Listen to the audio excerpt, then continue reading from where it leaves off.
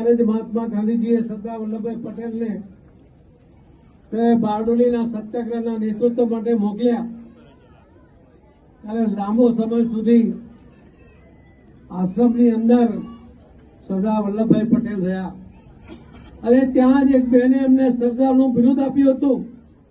આ સત્યાગ્રહનું સફળતાપૂર્વકનું નેતૃત્વ કરવાને કારણે વલ્લભભાઈ પટેલ સરદાર વલ્લભભાઈ પટેલ બન્યા હતા અને આજે આપણે એમને સરદાર વલ્લભભાઈ પટેલના નામથી એમને ઓળખીએ છીએ.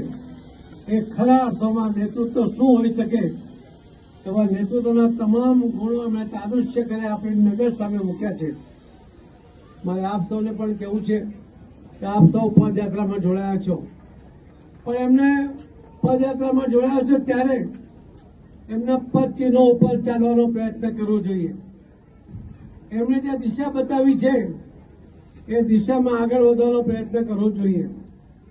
અખંડ ભારતને તોડવાનો કોઈ પણ પ્રયત્નને મજબૂતાઈથી એનો સામનો કરવા માટે દરેક યુવાન તૈયાર રહે એવો સંકલ્પ કરવો જોઈએ અને એના દ્વારા આવા